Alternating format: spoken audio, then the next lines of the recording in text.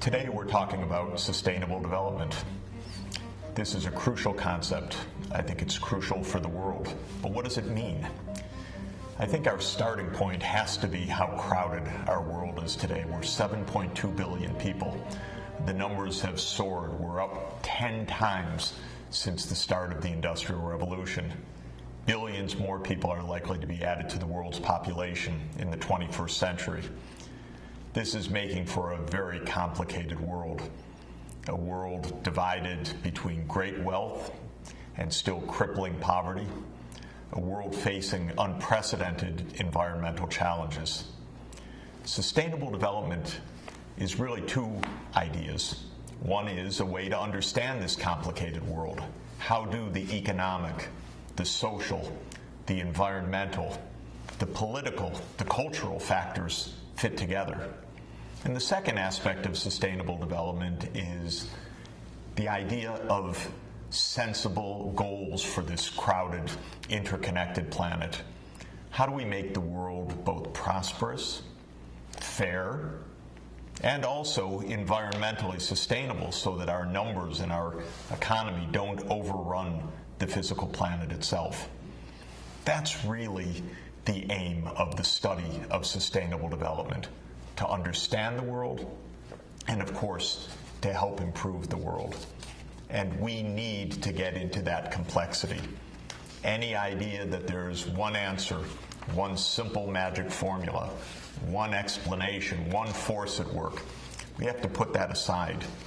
We have to embrace complexity because we are talking about a complicated, interconnected set of relations of a world economy that now spans all parts of the world and connects all people, all businesses, technologies, in flows of trade, finance, ideas, advertising, production systems, but also connects us with the physical earth in unprecedented ways. Humanity actually changing the climate, changing what species survive on the planet, changing the chemistry of the oceans, changing the safety of the air, changing the access and availability of fresh water. It's an unprecedented situation. It's a fascinating situation. It will be the challenge of your generation. Let's see what we can figure out of all of this and how, through that knowledge, we can do something about it. Have a look at this remarkable piece of technology, the maglev in Shanghai, which carries people at speeds of more than 200 miles per hour, more than 400 kilometers per hour, to and from the city and the airport. It's a magnificent piece of technology, a product of joint work of major leading engineering companies from Europe and those in China. It's been operating for the past decade. It is a kind of model of what sustainability can mean in the future, because if electric trains, these magnetic levitation trains, or fast intercity rail based on electricity, are powered by clean electricity, then we have a way of helping people to move, helping goods and services to move in a way that's safe for the environment. And technology is exemplified by the maglev is definitely one way forward.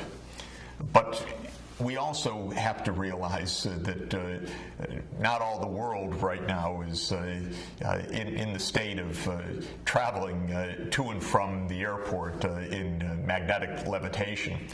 Let's look at another remarkable city, another great city in many ways, but crowded beyond belief, the city of Dhaka. You see crowds bustle and actually a kind of transport you can hardly find anywhere else in the world. I've experienced it. It is astounding to ride in a bicycle rickshaw or one of these buses on this incredibly crowded path. thousands and thousands of people walking to and from work, life out on the streets. What are we really seeing here? First, we're seeing one of the most crowded places in the world. We're seeing an example of the incredible rise of global population. Bangladesh is a country now of around 160 million people. That's more than 4 times the 37 million people in Bangladesh in the middle of the last century in 1950. Dhaka itself is one of the largest cities in the world right now, but think of what's happened. In 1965, Dhaka had about 500,000 people.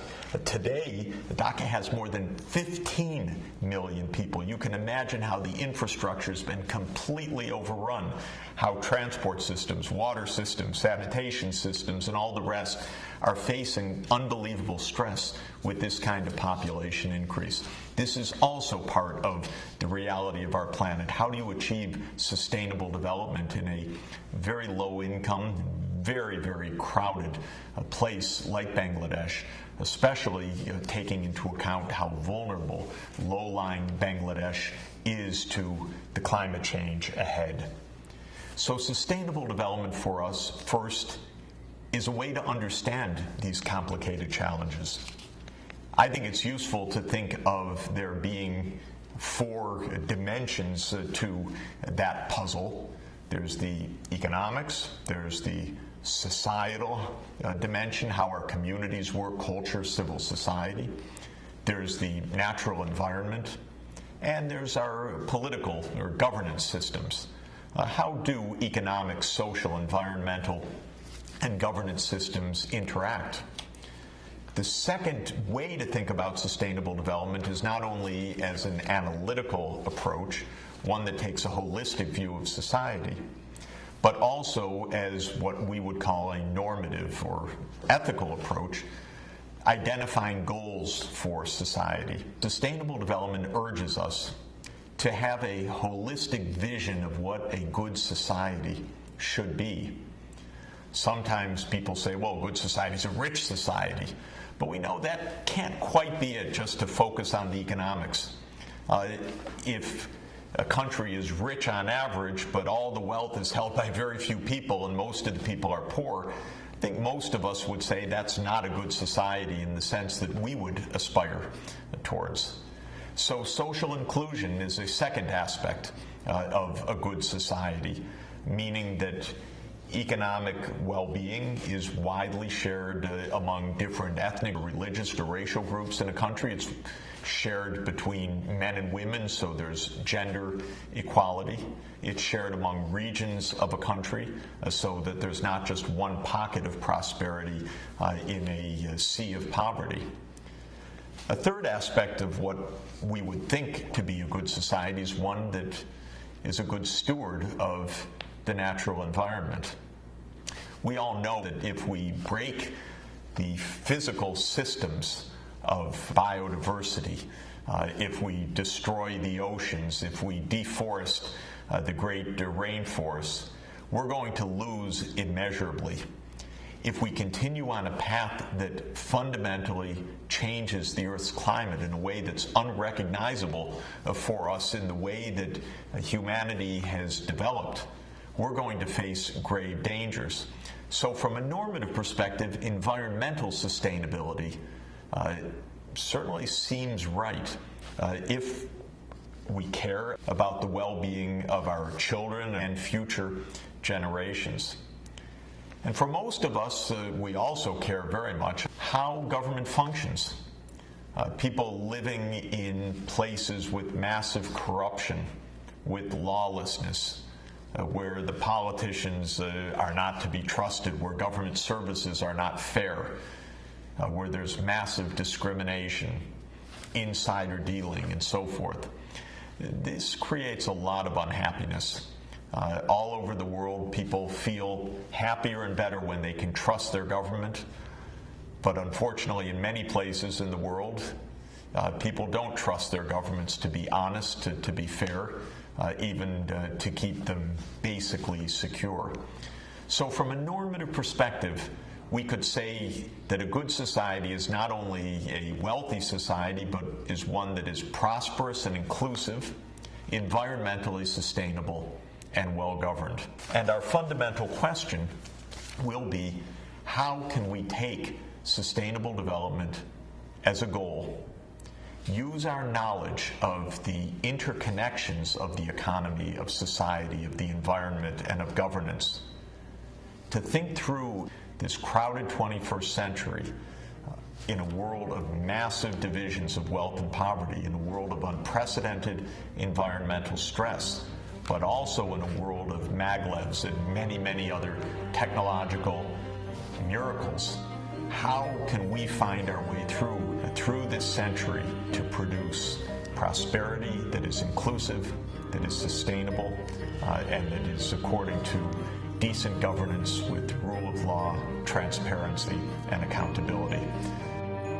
There are some very powerful ways forward to meet sustainable development as a goal, a shared goal for the planet.